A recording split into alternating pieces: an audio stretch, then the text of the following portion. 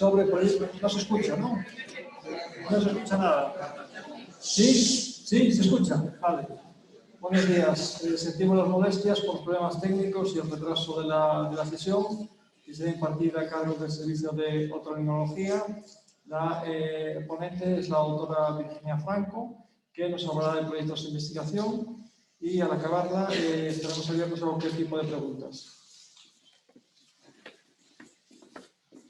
Hola, buenos días. Gracias por venir. ¿Se escucha bien? Bueno, pues sin más empezamos. Investigar realmente es lo que hacemos todos los días. Todos los días hacemos preguntas a nuestros pacientes y obtenemos una información que vamos a cotejar con los datos de la exploración física, las pruebas complementarias y a partir de ello vamos a establecer una hipótesis diagnóstica que posteriormente se corroborará. Cuando hablamos de investigación se trata de hacer lo mismo pero pasado a otro nivel. Partiendo de los conocimientos que tenemos y también nuestra experiencia previa, se nos ocurre una idea a partir de la cual elaboramos una hipótesis que queremos corroborar mediante el correspondiente proceso científico-deductivo. En general solemos asociar investigación con investigación básica, pero existe investigación básica y también investigación clínica, y las dos son igualmente válidas. También hay que decir que se puede investigar tanto en un hospital de tercer nivel como en un hospital de primer nivel. Para ello, ¿qué necesitamos? Pues es necesario tener una serie de conocimientos previos, voluntad, curiosidad acerca de lo que nos rodea y unas buenas dosis de perseverancia. ¿Por qué es importante que los residentes estén implicados en investigación? Bueno, pues las razones las tenéis en la diapositiva. En primer lugar, supone una mejor preparación para la formación continuada. También nos posibilita contribuir al progreso científico. Mejora la calidad de su labor asistencial, puesto que practican una medicina basada en la evidencia. También les da una actitud crítica ante la avalancha de información que nos rodea, tanto desde la literatura médica como desde la propaganda de medicamentos y productos sanitarios. Supone un estímulo para el pensamiento creativo. También es cierto que es importante investigar por razones curriculares. Si vamos a los baremos que se utilizan normalmente tanto en las bolsas de empleo como en los procesos selectivos de personal, vemos que la investigación es uno de los apartados que cuenta. Por otro lado, también da un mayor prestigio y mejores expectativas profesionales, al menos en Estados Unidos, que fue donde se investigó este tema.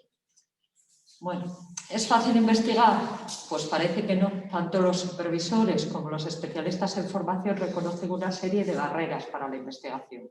Algunas de ellas son comunes y otras específicas de cada grupo. En la diapositiva tenéis representadas todas. Entre las barreras comunes está el acceso limitado a supervisión de investigación, interpretado como una falta de contacto entre el supervisor y el investigador en formación. Se supone que si no tiene tiempo de estar en contacto, se limita la capacidad de transferencia de conocimiento de uno a otro. Hoy, con el tema de la pandemia y el avance de videoconferencias y demás, parece que este tema está superado, pero hay quien lo reconoce todavía como una barrera para investigar. Por otro lado, también estaría la falta de tiempo específicamente dirigido a investigación. Esto lo relaciona con barreras institucionales, de las que hablaremos posteriormente, y también con el recorte presupuestario que ha habido en temas de investigación. De forma que se da la paradoja de centros que presionan a sus investigadores para obtener becas de investigación y que puedan seguir desempeñando su trabajo en las líneas en las que están trabajando, pero no les dan ni el tiempo ni los recursos necesarios para preparar las solicitudes de esas becas, con lo cual lastran las posibilidades de éxito de las mismas. Respecto a las barreras económicas, ya hemos hablado de los recortes presupuestarios, pero también es cierto que existen... Perdón, no sé por qué demonios esto se va hacia adelante. Bueno, existen pocos puestos dentro de la administración dirigidos específicamente a investigación y lo cierto es que están peor remunerados. Por último, dentro de las barreras institucionales, hablan de una falta de supervisión general, una falta de programas curriculares en los que se combine investigación y práctica asistencial, inflexibilidad laboral y, por otro lado, también la falta de, digamos, la asistencia de privilegios en determinados departamentos. Los supervisores también dicen que hay una escasez de personal adecuadamente preparado para transferir conocimientos al personal en formación, de forma que los que existen están sobrecargados de trabajo y, por tanto, tienen menos tiempo que dedicar a cada uno de los residentes que están a su cargo. Por otro lado, también perciben que los especialistas en formación solo se involucran en investigación si realmente de la misma pueden obtener resultados tangibles que les ayuden a progresar en su carrera profesional. Desde el punto de vista de los residentes, suelen aludir que no comprenden la relevancia de la investigación en medicina, también una falta de formación o experiencia en investigación y política científica. Esto se entiende desde el punto de que se halla más cómodo con tareas que están más directamente relacionadas con la práctica asistencial, como la recogida de datos o la revisión de la bibliografía. Sin embargo, no están tan cómodos cuando deben llevar a cabo el tratamiento estadístico de los datos recogidos, el análisis y difusión de resultados, con todo el proceso que se sigue para solicitar una beca de investigación, cómo deben manejar los fondos de esa beca de investigación una vez que se la concede, con el trabajo en equipo o cómo trabajar dentro de un laboratorio de investigación básica. Tampoco se sienten cómodos cuando deben plantear preguntas de investigación. También señalan la existencia de diferentes estándares de investigación entre los departamentos y los especialistas con los que están en contacto a lo largo de su formación, los cuales crean un conflicto puesto que no saben a qué estándar atenerse. Y por último, hablan del impacto negativo que tiene el balance en su carrera profesional y en su vida personal. Hay quien dice que dedicar tiempo de su formación a investigación impide que se forme dentro de su especialidad y creen que van a ser peores especialistas en el futuro. Otros, por el contrario, prefieren dedicar tiempo de su vida personal con el impacto negativo que tiene la misma. Lo cierto es que los programas que buscan obtener perfiles clínicos investigadores tienen tres defectos. Por un lado, no están perfectamente definidos, no han sido capaces de que el especialista en formación integre el ámbito de investigación y el ámbito clínico como una sola realidad a lo largo de su formación y, por otro lado, tampoco están definidas las competencias del perfil clínico investigador. Esto hace que en algunas instituciones estén buscando desarrollar programas como el que veis en la diapositiva. Se supone que es un programa integrado, lógico, que integra elementos de psicología cognitiva, educacionales y también de medicina. Lo que buscan es obtener tres resultados, concretamente estos, que se consideran fundamentales para obtener un perfil clínico investigado. Por un lado sería la sinergia cognitiva o la habilidad de transferir conocimientos desde el ámbito de la investigación a la práctica clínica asistencial. Por otra parte, la conciencia de uno mismo, el momento que el residente es capaz de integrar el ámbito de investigación y de práctica asistencial como una sola realidad, y por otro lado la competencia profesional, entendida como la adquisición de habilidades adecuadas a cada momento formativo. Lo cierto es que los resultados a corto plazo de las instituciones que han instaurado este tipo de programas son prometedores. Sin embargo, desconocemos qué es lo que va a pasar a largo plazo. Esta diapositiva la conocemos todos y serían los pasos que se siguen desde que se nos ocurre una idea para llevar a cabo un proyecto de investigación hasta que comunicamos los resultados del mismo. Me parece especialmente importante hacer hincapié en este paso, que sería el momento en el que debemos solicitar la autorización al Comité de Ética Asistencial para llevar a cabo nuestro proyecto de investigación. Este es un tema fundamental, puesto que hoy no se puede realizar investigación sin solicitar la autorización pertinente al Comité de Ética. De hecho, cualquier revista a la que derivemos los resultados de nuestro proyecto de investigación para publicarlos van a pedir esta autorización. El Comité de Ética de la Investigación no es la Inquisición. Realmente lo que nos va a decir es si nuestro trabajo es válido desde el punto de vista metodológico y si se atiene a las normas éticas y legales vigentes, especialmente si nuestro proyecto implica trabajar con pacientes, sus muestras biológicas o sus datos de carácter personal. De lo que se trata, fundamentalmente, es de no repetir errores tristemente conocidos del pasado. Esta es la página del ACIS, concretamente en el apartado de investigación. Si pulsáis, aparece este desplegable y aquí tenéis el apartado de redes de ética de la investigación. Si pulsamos en ese apartado, os aparece este desplegable donde aparece todo tipo de información en relación con la composición y el trabajo de estos comités. Esta es la pantalla de preguntas frecuentes, donde recogen las dudas que más frecuentemente han sido consultadas por parte de los investigadores a los miembros del comité. Y aquí tenéis cómo solicitar una evaluación. Qué elementos o qué documentos tenéis que presentar en función del tipo de trabajo que se vaya a presentar y a quién lo tenéis que dirigir. En el caso de los residentes en formación, Lo normal es que los proyectos de investigación que presentes se encuadren dentro del epígrafe de otros estudios de investigación. Es muy raro que un residente sea el investigador principal de un ensayo clínico con medicamentos o productos sanitarios. Y aquí me gustaría destacar la importancia de los documentos de consentimiento informado que debemos remitir al comité. Lo cierto es que dentro de todos los comités de ética de la investigación hay una persona que es lega en materia sanitaria. Puede ser un paciente o un miembro de una asociación de pacientes. Esa persona encargada de leer esos consentimientos informados. Si esa persona no entiende en qué consiste el trabajo, qué se va a hacer, cómo, cuándo y por qué, lo habitual es que ese proyecto se rechace. La mayor parte de las evaluaciones negativas por parte de un comité de ética de la investigación están relacionadas con fallos en el consentimiento informado y con la disposición adicional 17 de la Ley 3/2018 relacionada con la Ley de Protección de Datos y que se refiere a la separación técnica y funcional entre el equipo investigador y el equipo encargado de pseudonimizar los datos y conservarlos.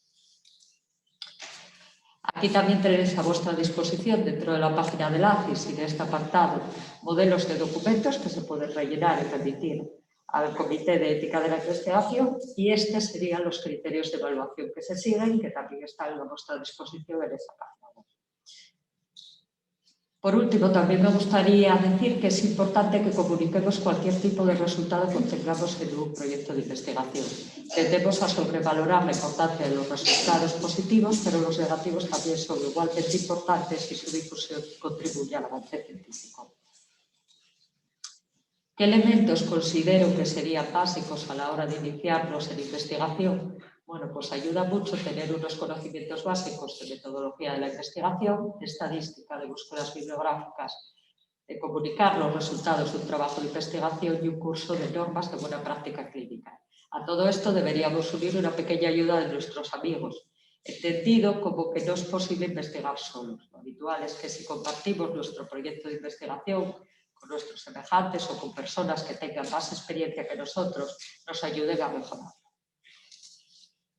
Este es un programa de un curso de normas de buenas prácticas clínicas, concretamente el último que yo realicé en otra institución en la que estaba trabajando, y a mí me parece muy importante realizar un curso de estas características, puesto que nos permite familiarizarnos con aspectos básicos de la investigación. Como veis, además de una serie de aspectos que están en relación con la investigación con medicamentos y productos sanitarios, existe una serie de aspectos comunes, como serían los aspectos éticos de la investigación, el consentimiento informado, cómo funcionan los comités, aspectos éticos y legales, etc.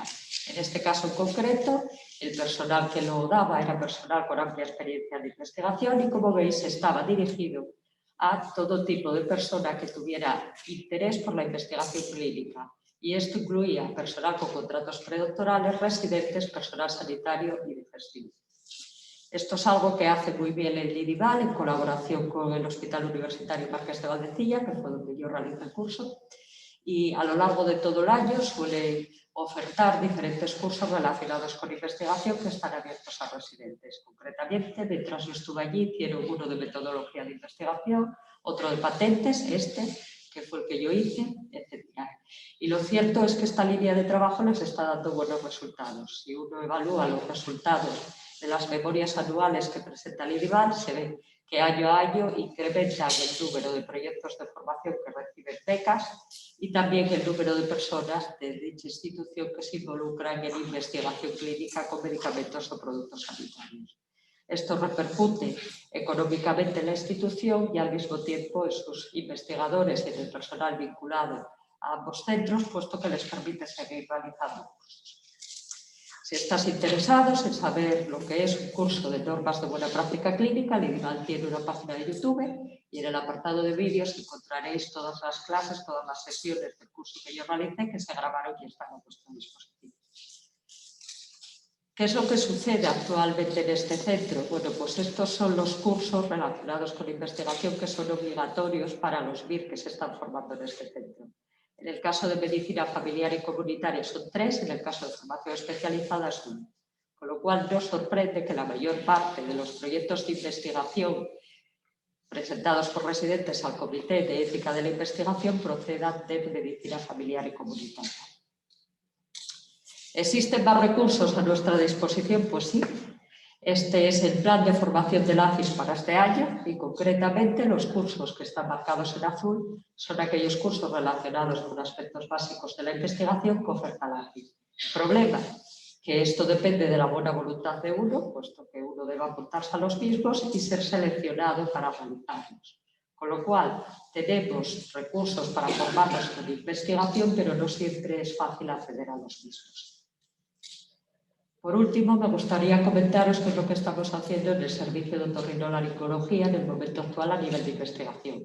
Como sabéis, somos un servicio evidentemente asistencial, pero tratamos de compatibilizar la vertiente de investigación de nuestra especialidad con nuestra práctica clínica. Así, formamos parte del Instituto de Investigación Sanitaria a través del grupo AC12 de otoneurología, cuyo líder es nuestro jefe de servicio.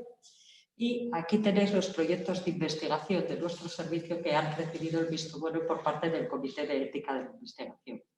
Además de estos proyectos, también trabajamos en una serie de estudios multicéntricos que han recibido la autorización oportuna por los comités de éticas de otras comunidades. Fruto de todo este trabajo, hemos publicado diferentes artículos en revistas nacionales e internacionales con diferente factor de impacto. Y esto nos ha permitido alcanzar un meritorio sexto puesto en un ranking que ordenaba los servicios en función del análisis de la producción científica en nuestra especialidad durante el periodo de tiempo que veis en la diapositiva. Como veis, los centros que nos superaban eran centros con una trayectoria larga de investigación o, en el caso del Hospital de Poniente, que estaban asociados a centros puros de investigación bien consolidados. ¿Qué es lo que ha pasado a partir de entonces? Bueno, pues estos son los datos que hemos recabado de Sofos. Como veis, año a año la producción científica de nuestro servicio se va incrementando y también la evolución del factor impacto de las publicaciones que realizamos. Por último, ¿qué nos gustaría hacer en el futuro? Bueno, pues por un lado consolidar nuestra actividad investigadora. Por otro lado, que se desarrollen las nuevas líneas de investigación que han aparecido en el servicio. Plasmar, o que llega a ser una realidad, una serie de proyectos conjuntos que tenemos con otros servicios del centro. Y por otro lado, equilibrar las vertientes asistencial e investigadora de nuestra especialidad, puesto que nos parece fundamental para garantizar una asistencia de calidad a nuestros pacientes. Y sin más, daros las gracias por venir y a modo de conclusión deciros que investigar es factible, pero al igual que la fama cuesta, que facilita las cosas tener una serie de conocimientos básicos, voluntad y sobre todo perseverancia. Pero nos parece muy importante hacerlo, puesto que nos hace ser mejores médicos, nos hace trabajar mejor y también contribuye a que la ciencia siga avanzando. Muchas gracias.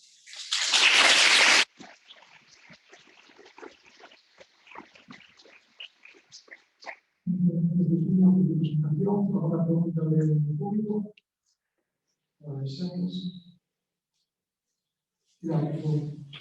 En primer lugar, agradecerte, Virginia, que hayas hecho esta presentación, porque creo que la conclusión que has dicho al final no puedo estar más de acuerdo. Investigar nos hace mejores médicos y eso a veces no lo tenemos claro y seguramente no sabemos transmitirlo bien, ¿no? Y eso es la parte que yo me planteo, que el que no sé es cómo transmitirlo bien para llegar con ese mensaje y que ese mensaje pueda calar, porque si no es muy difícil ese avance que es necesario, ¿no? Decirte así en varias puntualizaciones que además me alegra saber que eres tú, porque yo hice un curso de buenas prácticas de Vallecilla el año pasado, que hay que hacerlo periódicamente, yo lo hice el año pasado y me pareció estupendo. De las actividades que decías, el curso de los comités de ética está en autoformación, no tiene límites de aforo, no hay que solicitar inscripción, se solicita y automáticamente se está aceptado. Lo puede hacer cualquiera que quiera, no tiene ningún problema. Está hecho a base de visos y suele ser, bueno, creo que bastante práctico para el tema del comité de ética, que es donde realmente creo que necesitamos un apoyo ahí más rápido, ¿no? Es el tema más desconocido y yo creo que es fundamental tener una serie de conocimientos básicos de cómo funciona, de qué aspectos son los que se valoran. Claro. Obviamente, si conoces cómo funciona, es mucho más fácil realizar un proyecto de investigación y solicitar la autorización pertinente. efectivamente también resaltar y pedirte disculpas porque me pediste datos del comité de ética y no te los pude dar porque no existe ese dato. Y yo creo, y era la reflexión que quería hacer, yo creo que no existe ese análisis porque es minoritario. Lo que me pidió Virginia era el número de proyectos presentados al comité de ética por residentes, ¿vale? Ese análisis no está hecho. Habría que entrar uno a uno a los 450 y pico proyectos de cada año para saber cuáles son de residentes. Y eso es porque se presentan pocos y es una asignatura pendiente nuestra, ¿no? Pero sí quiero decir la parte buena. Sí es verdad que se presentan pocos, pero de las 7 áreas de Galicia, la que presenta más proyectos al comité de ética, y creo que es bueno que lo sepamos nosotros, es Lugo. Entonces, nos queda mucho por hacer, sí, pero bueno, que algo de camino hay, ¿no? Y sin duda con iniciativas como estas, seguramente podremos mejorar mejor. A mí lo que sí que me gustaría saber, y por resumir, además de agradecértelo, porque a mí personalmente, y lo sabe Marcos, que me hace mucha ilusión que se presente este tema aquí, ¿cómo podemos hacer para que ese mensaje, más allá de la realidad que es como es, ¿no? No voy a hablar de falta de tiempo, de recursos, no voy a hablar de todo eso. Conceptualmente, ¿cómo podemos hacer para que ese mensaje cale en la institución, en los adjuntos, en los servicios, en los residentes? Hombre, como decías, a mí me parece fundamental hacer el curso de buenas normas de práctica clínica, porque resume perfectamente lo que es la investigación. Te da unas nociones básicas y yo, desde mi punto de vista, creo que sería importante que los residentes lo hicieran, todo el mundo, para que se familiarizaran desde el principio con lo que supone investigación. Yo lo hice en adjunta, lo hice 2 veces. Obviamente, pues a mí me aclararon muchos conceptos que no sabía y me ayudó, bueno, a progresar y por lo menos a saber cosas que yo no hacía bien, o que no estaba planteando bien. Yo creo que cuanto antes lo hagas, mejor. Yo tuve la suerte de formarme en un servicio donde primaba la investigación y donde nos animaba a todos a hacer la tesis doctoral. Y ese fue mi primer contacto con la investigación. Sí que tuve unos supervisores excelentes que estaban... Bueno, lo que decía era que yo tuve la suerte de haberme formado en un servicio donde primaba la investigación y nos animaban a todos a empezar a hacer la suficiente investigadora y al terminar la residencia habiendo leído, por lo menos teniendo encaminada lo que era una tesis doctoral. Obviamente no teníamos cursos de buenas normas de práctica clínica ni nada por el estilo, eran los cursos de doctorado y no siempre se incluían esos aspectos en esos cursos. Pero lo cierto es que tuve unos supervisores fantásticos a los que pude acudir en todo momento y que estuvieron a mi disposición para guiarme. Cuando a mí me tocó hacer lo mismo en otra comunidad autónoma y dirigir una tesis de investigación, lo mismo. Yo estuve a disposición de esas personas y leí ese trabajo un montón de veces y tuvimos que trabajar muchísimo hasta que salió adelante. Pero bueno, yo considero que es una experiencia muy grata, en el sentido que aprendes y que te ayuda a mejorar. Y de hecho, bueno, también tuve que hacerlo, no como directora de tesis, sino ayudando a otra persona que estaba haciendo su tesis de investigación y que no tenía tanto contacto con sus supervisores, y también fue una experiencia grata, aunque por desgracia era de una especialidad en la que yo no tenía demasiada experiencia. Pero yo creo que es fundamental, y que es fundamental animar a los residentes desde el principio a hacer proyectos de investigación, aunque sean sencillos. Como dije, no hay que interpretar la investigación como investigación básica. Se puede hacer investigación clínica perfectamente. Puedes investigar en cosas de gestión, puedes investigar en maniobras clínicas específicamente. No he traído aquí un ejemplo, pero una de mis compañeras de Asturias, por ejemplo, sacó un excelente artículo en una revista de otorrino de impacto importante cuando estaba trabajando en un comarcal, donde lo único que hacía era pasar consulta.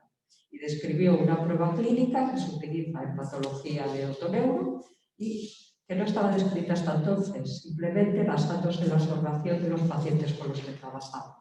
Con esto quiero decir que hay que estimular el pensamiento creativo, que hay que estimular también el ser críticos con nuestro trabajo, y ese es el tipo de cosas que te da la investigación.